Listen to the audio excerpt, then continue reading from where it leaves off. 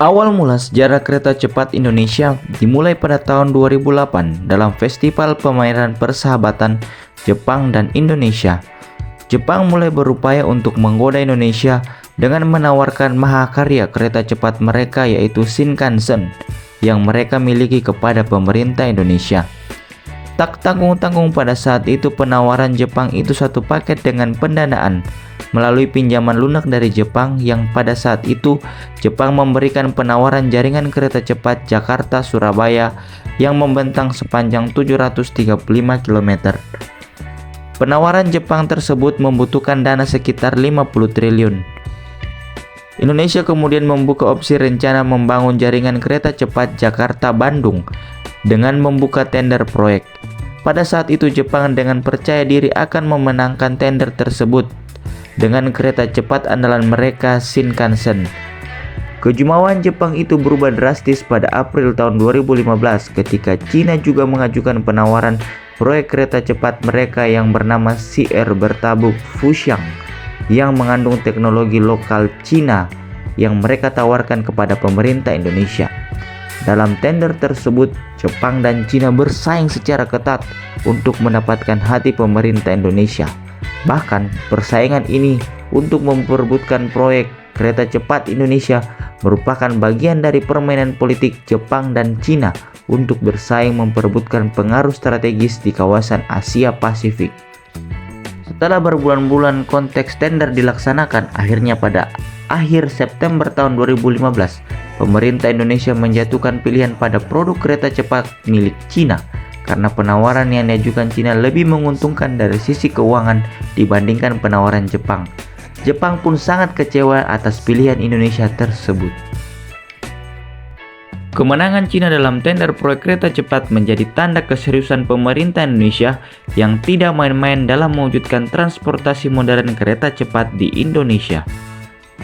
25 Oktober 2015 didirikan perusahaan yang menjadi pelaksana yang mewujudkan rencana besar Indonesia ini, yaitu PT Kereta Api Cepat Indonesia Cina atau KCIC. Perusahaan patungan yang terdiri dari BUMN PT Pilar Sinergi BUMN Indonesia dan perusahaan perkeretaapian Cina melalui Beijing Yawan HCR dengan penerapan skema kerjasama business to business.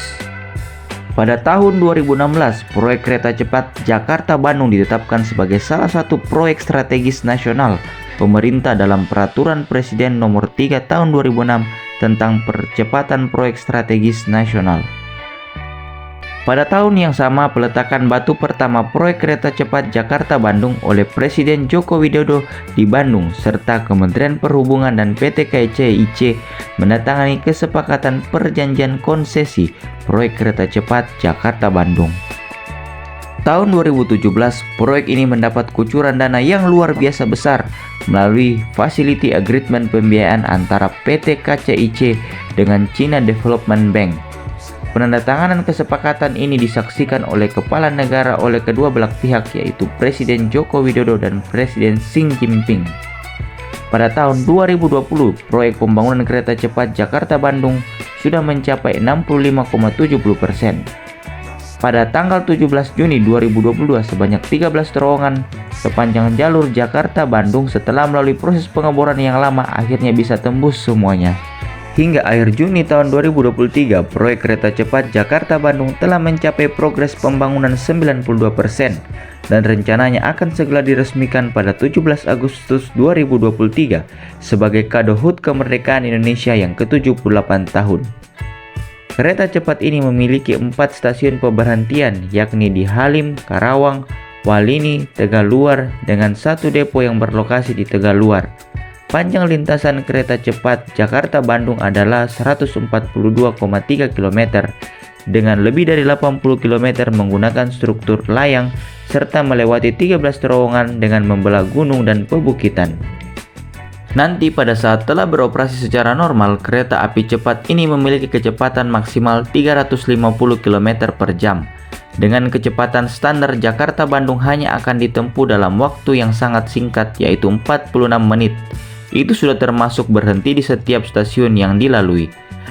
Kereta cepat ini akan mampu menampung 601 penumpang yang terdiri dari 18 penumpang VIP, 28 penumpang kelas 1, dan 55 penumpang kelas 2 dalam satu keberangkatan. Isu-isu yang berhembus saat ini mengatakan nantinya tiket kereta cepat Jakarta-Bandung akan dibanderol dengan harga 150.000 sampai dengan 300.000. Pada saat pembangunan, banyak pihak yang mengkritik dan mengatakan bahwa proyek ini hanyalah proyek mubazir saja dan tidak akan balik modal karena memakan anggaran yang sangat besar. Permasalahan yang timbul pertama kali terkait pembebasan lahan yang menemui banyak kendala. Contohnya, lahan di kawasan Halim Jakarta Timur milik TNI Angkatan Udara yang rencananya akan dibanguni stasiun kereta cepat, yang sulit dibebaskan karena pihak TNI Angkatan Udara enggan melepaskan lahan tersebut dan masih banyak persoalan pelik lainnya terkait pembebasan lahan. Kemangkratan proyek ini semakin di depan mata ketika adanya pembengkakan dana dalam proses pembangunannya. Awalnya proyek ini dianggarkan sebesar 76,95 triliun. Namun biaya ini terus membengkak hingga mencapai 120 triliun. Hal ini kemudian membuat Indonesia terpaksa mengucurkan dana APBN untuk menambal kekurangan dana tersebut. Berkat kegigihan pemerintah Indonesia, kendala-kendala tersebut akhirnya dapat teratasi dan sekarang proyek ini hampir selesai dan menjadi harapan besar masyarakat Indonesia. Dengan adanya kereta api cepat Jakarta-Bandung, menjadikan Indonesia sebagai negara pertama di Asia Tenggara yang memiliki moda transportasi kereta cepat. Indonesia masuk ke dalam jajaran negara di dunia yang memiliki moda transportasi kereta cepat seperti Cina, Jepang, Jerman, dan Maroko. Dari hasil uji coba yang telah dilakukan, kenyamanan yang ditawarkan oleh kereta api cepat milik Indonesia ini luar biasa nyaman. Dalam kecepatan yang sangat tinggi, suasana dalam kabin sangat senyap dan tenang. Bahkan telah dilakukan eksperimen dengan mendirikan koin di atas meja di dalam kereta ketika sedang melaju, dan koin itu dapat berdiri dan tidak jatuh ataupun bergelinding. Luar biasa kenyamanannya. Mega proyek ini hampir selesai dan akan segera beroperasi untuk melayani masyarakat pada bulan Agustus tahun 2023. Semoga dengan adanya moda transportasi kereta cepat, masyarakat akan terbantu terutama terkait dengan mobilitas. Sekian video ini, semoga video ini bermanfaat dan sampai jumpa pada video-video berikutnya. Terima kasih.